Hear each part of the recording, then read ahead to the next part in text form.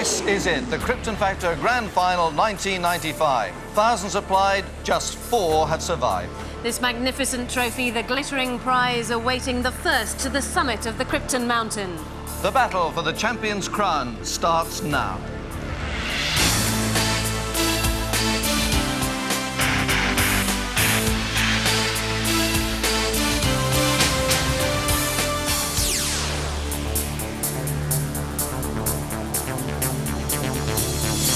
Our 4 grand finalists are all veterans of the toughest assault course in the country. 16 obstacles designed to test them to the limits of their physical agility. And as one would expect, this is a very fast start with the early leader Ian Mitchell of Leeds in green. Once more, all 4 have been set scientifically assessed target times, and it's those times which each contestant is aiming to beat. Through the switchback for the youngest contestant, Nigel Stones in red. His is the fastest target, so he needs to be ahead of the other 3 by nearly 20 seconds. But so far, it's the winner of last week's group final, Ian Mitchell, in the lead from John Reynolds in yellow. The pace remains furious. Both Ian and John have to be careful that they don't burn themselves out too early. Nigel's hot on their heels, just behind John. Being the first person from Northern Ireland in the finals, great. So now I'm here because of that. I'd really want to win it. Down the fireman's pole, and Ian appears to be tiring. Did he set off, I wonder, too fast? John is level with him, and both Andy Wilbur and Nigel Stones are getting closer. Ian and John still neck and neck. Andy is in 4th place, but Ulster's John Reynolds now takes the lead. Now he has to put at least 12 seconds between himself and Ian to win the race. Onto the cargo net, Nigel is increasing the pace and catching the leaders. The tramwires next, and it is a very fast time and very close. This is a great tactical performance from Nigel, really closing in now on Ian. I had a very strong personal belief that I would do quite well, although I was a little bit worried in the group final when I got so far behind. And still in 4th place is Andy Wilbur. I always hoped that I could get through to the final, but obviously I was never sure. But we gave it a go and it came off. That bruising S-bend, and Ian Mitchell has clawed back the ground on John Reynolds as they come to the chain bridge. But the Irishman showing terrific technique over it. He's really pulling clear now of both Ian and Nigel. I'm extremely surprised to be in the final because the opposition's just been so tough. And I hope I can pull some points back on the general knowledge round. This is such a close contest, and one befitting the grand final. Any one of 3 people could win the race, and as they reach the A-frame, it's impossible to pick a winner. Ian Mitchell in green really beginning to tire, though, and Nigel Stones is at last overtaking him, but it's John Reynolds first over that A-frame. Andy's still trailing the leaders. And it takes grit, determination and good technique to do well on this assault course, and John Reynolds has it all. He practices on a children's adventure playground back in County Antrim, but this is no playground and he'll never take on a tougher physical challenge. And he charges on through the water splash, and the only real threat to him now is from Nigel Stones. But Nigel not only needs to overtake John, he has to beat him by a clear 5 seconds. That's the difference in their target times. But John already up onto the Burma rope bridge. He set a remarkable pace from the start, and Nigel looks like he's left himself too much to do. He is giving it everything, but John is close to finishing the course. The exhaustion really showing now on Ian's face, wearily dragging himself through the water splash. But it's going to be John Reynolds who wins. Down the aerial slide, a quick glance back and a big smile because he knows he's won the race in style. A magnificent 25 seconds ahead of his target time. They've survived the physical challenge of the country's toughest assault course, and they know the pressure won't let up. As we now welcome to the studio our 4 grand finalists.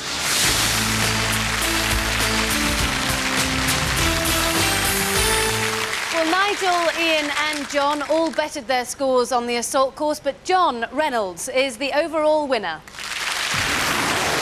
And the full points breakdown: Andy scores 2, Ian 4, Nigel 6 and John takes 10 points.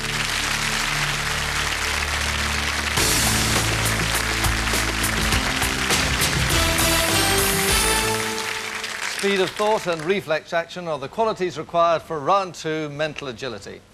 The grand finalists will compete to answer questions in the fastest time through touchscreen technology.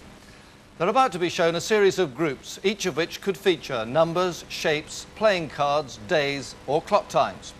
I will ask sets of questions relating to the particular group they're looking at.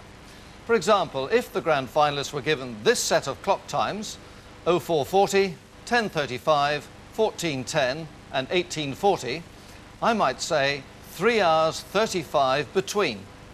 And the answer would be 10:35 and 14:10, as there are 3 hours and 35 minutes between those two times. That's the challenge. Grand finalists, we begin with clock times. 5 hours after 22:20. 4 hours 55 between. 2.5 hours before 13:10. 50 minutes before 2100. 3 hours after 0020. Midway between 1300 and 1730. 9 hours before 1940. 85 minutes after 1845. Playing cards. Neither female nor black. Neither a picture nor divisible by 3. Red picture. 7 higher than the 4th image. Not red. Neither a picture nor black. Red card higher than 9. Black picture. On to numbers. 2 numbers greater than 8. 1 number between. The sum is 1 more than 12. The difference is 5. 2 squared plus 3. 6 letters. Neither odd nor divisible by 4. 1 less than half of 16. Shapes. 3 sides. Red less than 5 sides. Neither black nor even sides. Even sides. Neither red nor a triangle. Neither black nor square. Black more than 1 side. 2 left of 4th image. Days of the week. 4 days after Tuesday. 2 days between. That's it, the end of the round, and a quick glance at the computer now shows that, as you'd expect in a grand final, some excellent performances, but the winner with 11 correct answers is Ian Mitchell. And the full mental agility result: Nigel 2 points, Andy 4, John 6 and Ian 10. So after 2 rounds, it's a very close contest, but in the lead with a Krypton Factor of 16 is County Antrim's John Reynolds.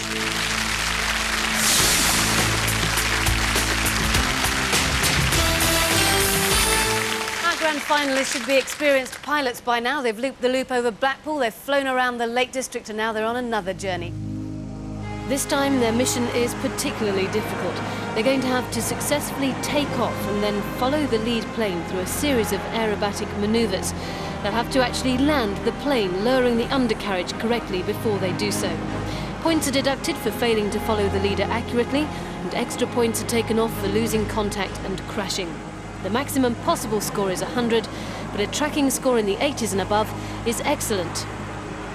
First into the cockpit is Nigel Stones, a Scunthorpe Motor Factory manager, lying in 3rd place overall.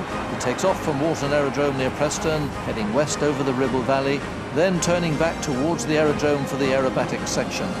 And he wasn't so good at that in his heat, failing to finish, although he did complete the low-level flying in his group final.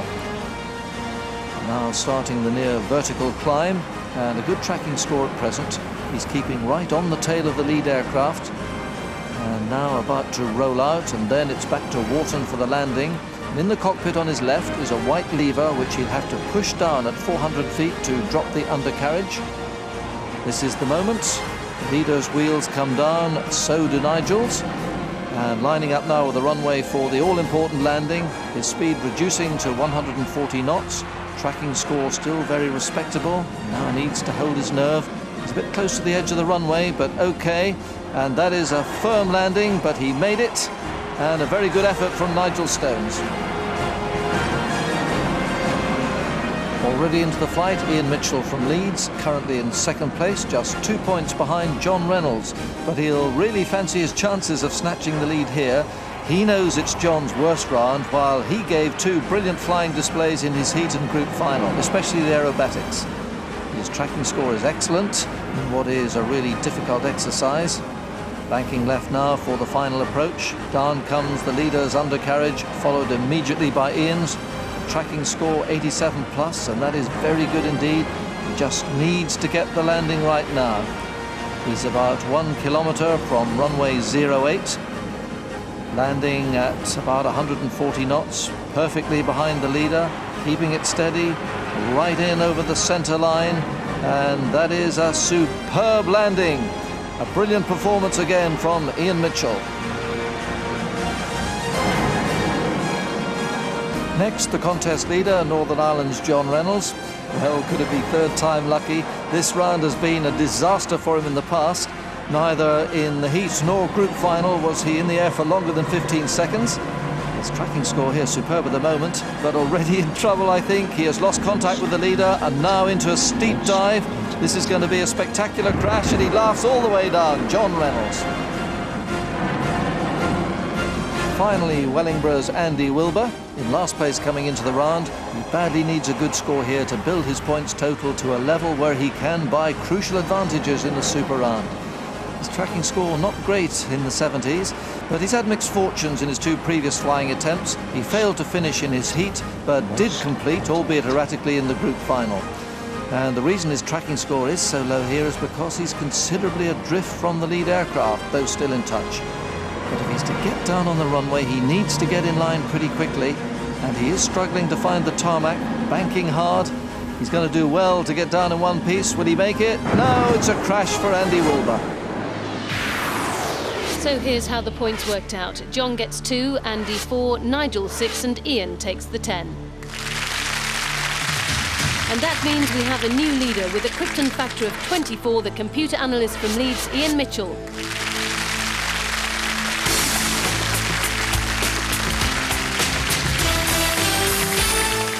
Observation is the round where our grand finalists must demonstrate their ability to memorise a concentrated flow of visual detail. Coming up, another brilliant computer animation commissioned from the Department of Media Production at Bournemouth University. And after it, 5 questions. Tonight's animation is called Perpetual.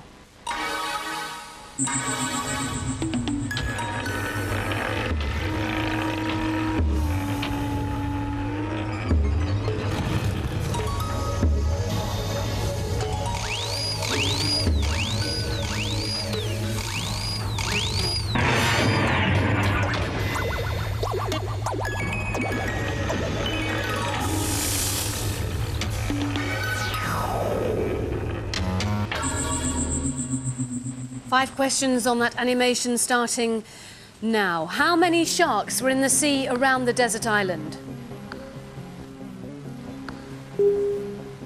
What pieces were grouped together at the forefront of a set of chess pieces?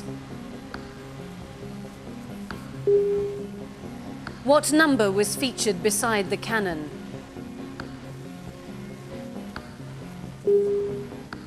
What was featured on the banner marked 7 and to the right of the one displaying the letters CIA?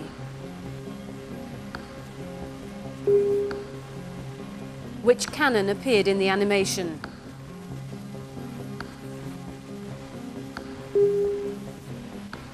We have a tie for first place with Andy and Ian both getting all 5 right, so the clock decides the finishing order, and the fastest and therefore the winner of the round is Andy Wilbur. The points break down then. 2 points for Nigel, 4 for John, 6 for Ian and 10 for Andy. So after 4 rounds, increasing his lead to 8 points with a Krypton Factor of 30 is Ian Mitchell.